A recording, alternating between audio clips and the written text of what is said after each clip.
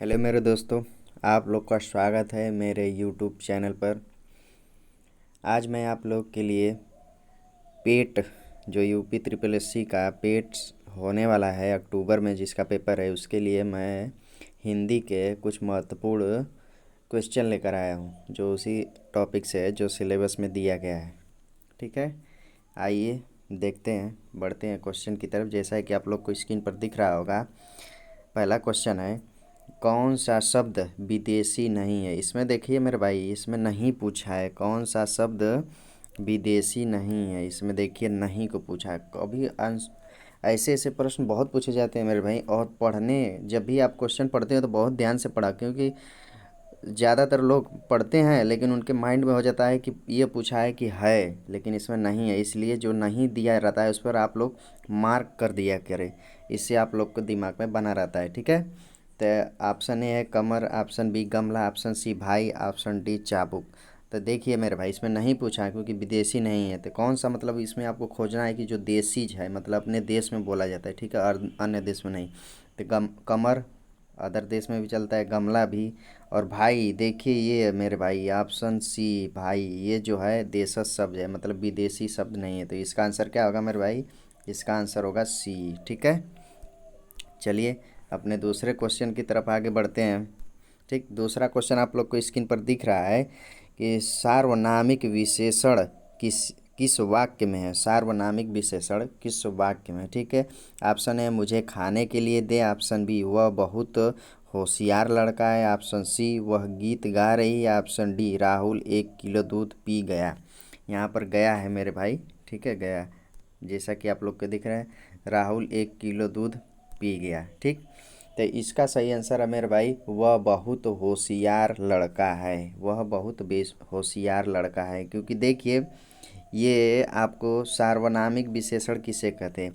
सार्वनामिक विशेषण उसे कहते हैं जो विशेषण की विशेषता को बताए, उसे सार्वनामिक विशेषण कहते हैं। यहाँ पर देखिए होशियार क्या है, ये विशेषण है, होशियार आपका विशेषण है, लेकिन ये जो बहुत आया है मेरे भाई, ये होशियार के लिए आया है, क्योंकि होशियार की विशेषता बता रहा है कि वो लड़का क्या है, होशियार है, लेकिन कितना होशियार, बहुत होशियार है। इसलिए जब भी ऐसा प्रयोग किया जाए, बहुत, थोड़ा, ज़्यादा, तो वो क्या होता है, सार्वनामिक विशेषण होता है। ठीक है, चलते हैं अपने अगले क्वेश्चन की तरफ, क्वेश्चन नंबर 3 की तरफ। क्वेश्चन नंबर 3 है, किस वाक्य में सकर्मक क्रिया नहीं है। देखिए मेरे भाई, इसमें भी पूछा गया है नहीं है। ठीक है, इसको हमेशा मार्क कर लीजिए ताकि आप लोग के दिमाग में बना रहे। ठीक, ऑप्शन ए सीता भोजन बना रही है, ऑप्शन बी टैगोर ने गीतांजलि लिखी, ऑप्शन सी रमेश रोज पढ़ने जाता है, ऑप्शन डी बच्चा फल तोड़ रहा है। तो इसका जो आंसर है मेरे भाई वो है रोज रमेश रोज पढ़ने जाता है। किस वाक्य में सकर्मक क्रिया है? इसमें सकर्मक क्रिया है क्योंकि देखिए रमेश रोज पढ़ने जा रहा है। ठीक है, चलिए आगे बढ़ते हैं अपने नेक्स्ट क्वेश्चन की तरफ, क्वेश्चन नंबर 4। ठीक, इसमें है अत्यंत में कौन सा उपसर्ग लगा है। अत्यंत में कौन सा उपसर्ग पूछा गया है अत्यंत में। ठीक है, ऑप्शन ए है अधि, ऑप्शन बी अति, ऑप्शन सी अव, ऑप्शन डी इनमें से कोई नहीं। तो इसका जो सही आंसर मेरे भाई वो है अति, क्योंकि देखिए उपसर्ग का मतलब जो आगे किसी शब्द के आगे जुड़कर उस शब्द को परिवर्तित कर दे उसे कहते हैं उपसर्ग। तो इसको आगे जो लगा है अति, अत्यंत। ठीक है, यंत में अति जोड़ के अत्यंत बनाया गया है। ठीक है, चलिए आगे बढ़ते हैं अपने क्वेश्चन नंबर 5 की तरफ। जैसा कि आप लोग को दिख रहा होगा क्वेश्चन नंबर 5, मेरे भाई रुकिए, थोड़ा इसको छोटा कर दें क्योंकि दिख नहीं रहा है। ठीक है, ठीक है, आइए अब आगे बढ़ते हैं क्वेश्चन की तरफ। जैसे पांचवा क्वेश्चन है, जिसे देखता हूँ वही स्वार्थी निकलता है। इस वाक्य में कौन सा कारक है?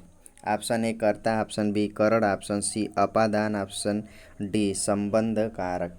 इसका जो सही आंसर है मेरे भाई वो है ऑप्शन डी संबंध कारक, क्योंकि देखिए इसमें क्या लिखा है कि जिसे देखता हूँ वही स्वार्थी निकलता है। इस वाक्य में कौन सा कारक है? जिसे देखता हूँ वही स्वार्थी है, क्योंकि देखिए एक संबंध बता रहा है ना कि जिसे देखता हूँ वही स्वार्थी निकल, मतलब वो अपने से उसका उस व्यक्ति का संबंध बता रहा है। ठीक है, चलिए आगे बढ़ते हैं क्वेश्चन नंबर 6 की तरफ। क्वेश्चन नंबर 6 है, नीरस में कौन सा समास है? नीरस में कौन सा समास है? ऑप्शन ए बहुव्रीहि, ऑप्शन बी द्वंद्व समास, ऑप्शन सी अव्ययी समास, ऑप्शन डी तत्पुरुष समास। इसका जो सही आंसर मेरे भाई अव्ययी समास, ऑप्शन सी नीरस। नीरस में, नीरस जिसके आगे ये सब लग जाता है ना मेरे भाई, नीरस। ठीक है, तो ये इसका आंसर है सी अव्ययी भाव समास। ठीक है, चलिए आगे बढ़ते हैं क्वेश्चन नंबर 7 की तरफ। क्वेश्चन नंबर 7 है, कौन सा शब्द भ्रमर का पर्यायवाची नहीं है? देखिए मेरे भाई, इसमें भी नहीं पूछा है, आप इसको तुरंत मार्क करेंगे। कौन सा शब्द भ्रमर का पर्यायवाची नहीं? ऑप्शन ए अली, ऑप्शन बी मिलिंद, ऑप्शन सी मधुकर, ऑप्शन डी भृग। इसका जो सही आंसर है मेरे भाई वे है ऑप्शन ए ओली। ठीक है, ऑप्शन ए इसका जो सही आंसर है वे है ऑप्शन ए अली। ठीक है, भ्रमर का पर्यायवाची नहीं है, अली इसमें नहीं है। ठीक है, चलिए अली का मतलब क्या हो जाएगा? सखी से संबंध है। ठीक है, चलिए आगे बढ़ते हैं क्वेश्चन नंबर 8 की तरफ।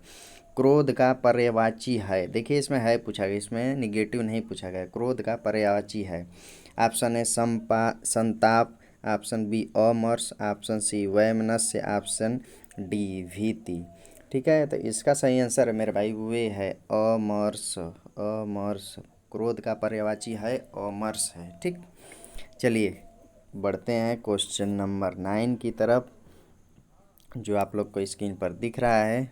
देखिए क्वेश्चन नंबर 9 है, निम्नलिखित में से नीरज नीरुज शब्दों का सही अर्थ भेद है। ठीक है, ठीक है, इसमें पूछा गया है नीरस नीरज और नीरुज के शब्द का सही अर्थ भेद बताइए। ऑप्शन ए कमल होगा या रोग, ऑप्शन बी पंकज पावन, ऑप्शन सी अम्बुज सीप, ऑप्शन डी जलज आरती। तो इसका सही आंसर मेरे भाई ए, ऑप्शन ए। देखिए एक नीरज का मतलब, पहले वाले नीरज का मतलब होगा कमल, और दूसरा जो नीरुज लिखा है इसका मतलब होगा रोग रहित, मतलब बिना रोग के। ठीक, ऐसा पूछा जाता है मेरे भाई, अगली बार पेट में पूछा गया था ओली ओली, ये सब आपको पता होगा, जिन्होंने पेट का पेपर दिया है उनको ज़रूर पता होगा। ठीक, चलिए बढ़ते हैं अपने लास्ट क्वेश्चन की तरफ, जैसा कि आप लोग को स्क्रीन पर दिख रहा है। आप लास्ट क्वेश्चन, ठीक है, तो आइए हम अपने क्वेश्चन की तरफ आगे बढ़ते हैं। उन्नतावन उन्नतावनत उन्नतावनत में कौन सा समास है?